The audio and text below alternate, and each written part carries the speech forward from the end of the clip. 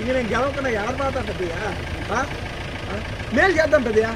₹1 లంచం ముట్టకుండా నీతితో న్యాయంతో బతుకుదాం.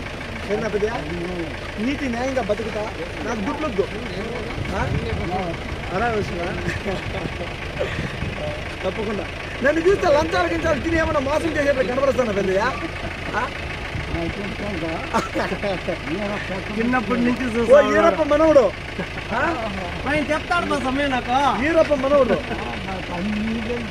అవునా?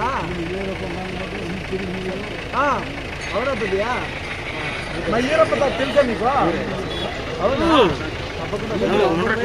అంటే ఈసారి పెద్దయ్యా ఈసారి గెలిచిన తర్వాత తప్పకుండా మాట ప్రకారము 70 ఏళ్ళ వయసు పైబడిన ప్రతి ఒక్కరు అనుభవాన్ని నేను కావాలా మనమందరూ ఊర్లో కూర్చొని మాట్లాడుకున్నాము.